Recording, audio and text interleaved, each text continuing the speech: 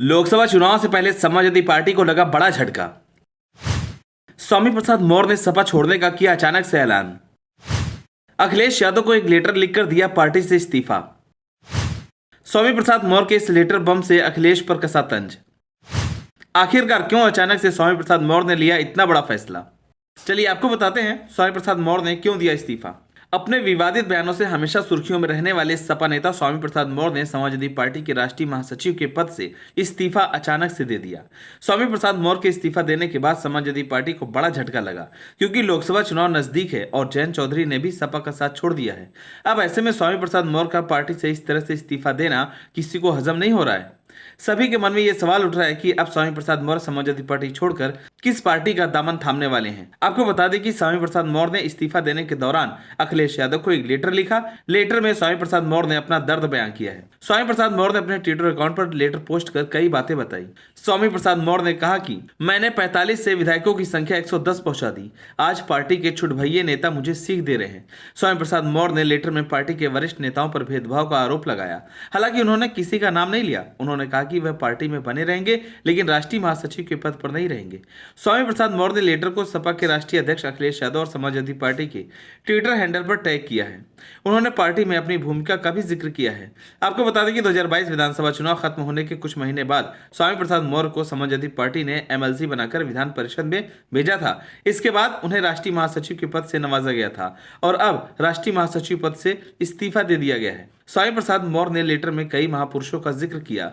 उन्होंने नारों के बारे में लिखते हुए कहा कि जब से मैं समाजवादी पार्टी में सम्मिलित हुआ, लगातार जनाधार बढ़ाने की कोशिश की। सपा में शामिल होने के दिन ही मैंने नारा दिया था, 85 तो हमारा है, 15 में भी बंटवारा है।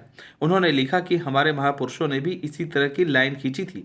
भारतीय संविधान निर्माता बाबा साहब डॉक्टर भीमराव अंबेडकर ने बहुजन हिताय बहुजन सुखाय की बात कही तो डॉक्टर राम मनोहर लोहिया ने कहा कि सोशलिस्टों ने बांधी गांठ, पिछड़ा पावे 100 में से 60। शहीद जगदेव बाबू कुशवाहा और रामस्वरूप वर्मा ने कहा था कि 100 में 90 शोषित है, 90 भाग हमारा है। इसी प्रकार सामाजिक परिवर्तन के महानायक काशीराम का भी वह नारा था, 85 बनाम 15 का। स्वामी प्रसाद मौर्य ने लेटर के जरिए बताया कि उन्होंने पार्टी को जातिवार जनगणना का सुझाव दिया था। वह लिखते हैं कि पार्टी को ठोस जनाधार देने के लिए जनवरी-फरवरी 2023 में मैंने आपके पास सुझाव रखा था कि जातिवार जनगणना कराने, अनुसूचित जाति, अनुसूचित जनजाति और पिछड़ों के आरक्षण को बचाने, बेरोजगारी और बढ़ी हुई महंगाई, किसानों की समस्याओं व लाभकारी मूल्य दिलाने, लोकतंत्र व संविधान को बचाने, देश की राष्ट्रीय संपत्तियों को निजी हाथ में बेचे जाने के विरोध में प्रदेश व्यापी भ्रमण कार्यक्रम के लिए रथ यात्रा निकालने का प्रस्ताव रखा था, जिस पर आपने यानी कि अखिलेश यादव ने सहमति देते हुए कहा था कि होली के बाद इस यात्रा को निकाला जाएगा। आश्वासन के बाद भी कोई सकारात्मक परिणाम नहीं आया। नेतृत्व की मंशा के अनुरूप मैंने पुनः कहना उचित नहीं समझा। स्वामी प्रसाद मौर्य ने लेटर में लिखा है कि पार्टी का जनाधार बढ़ाने का क्रम मैंने अपने तौर तरीके से जारी रखा। इसी क्रम में मैंने आदिवासियों, दलितों और पिछड़ों को जो जाने अनजाने बीजेपी के मकड़जाल में फंसकर भाजपा में हो गए थे, उनके सम्मान और स्वाभिमान को जगाकर व सावधान कर वापस लाने की कोशिश की। पार्टी के ही कुछ छुटभइये और कुछ बड़े नेता मौर्य जी का निजी बयान है कहकर इस धार को कुंठित करने की कोशिश की। इसको मैंने अन्यथा नहीं लिया। स्वामी प्रसाद मौर्य अपने बयानों में हिंदू देवी देवताओं पर टिप्पणी करते नजर आते हैं। इस पर उन्होंने लेटर में लिखा कि मैंने ढोंग, ढकोसला, पाखंड, आडंबर पर प्रहार किया तो भी यही लोग फिर इसी प्रकार की बात कहते नजर आए। हमें इसका भी मलाल नहीं, क्योंकि मैं तो भारतीय संविधान के निर्देश के क्रम में लोगों को वैज्ञानिक सोच के साथ खड़ा कर लोगों को सपा से जोड़ने की अभियान में लगा रहा।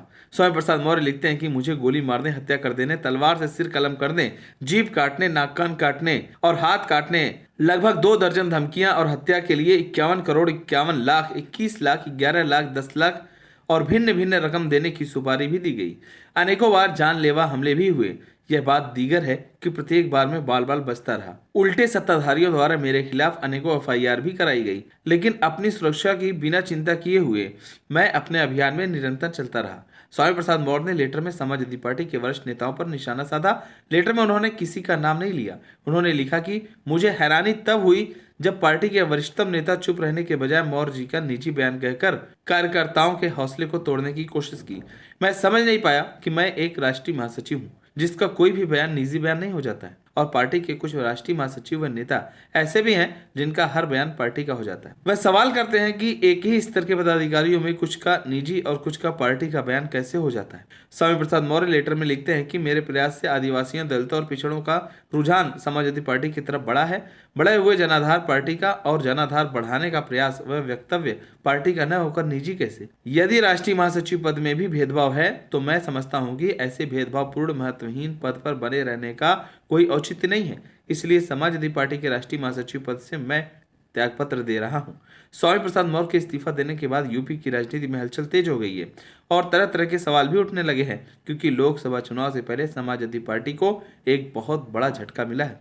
फिलहाल अब देखने वाली बात होगी कि क्या अखिलेश यादव स्वामी प्रसाद मौर्य के इस इस्तीफे को स्वीकार करते हैं या नहीं। आप सभी को क्या लगता है, स्वामी प्रसाद मौर्य के इस्तीफा से समाजवादी पार्टी में आने वाले लोकसभा चुनाव पे कोई फर्क पड़ने वाला है या नहीं? हमें कमेंट कर जरूर बताएं। अगर आप नए तो हमारे चैनल को सब्सक्राइब करें।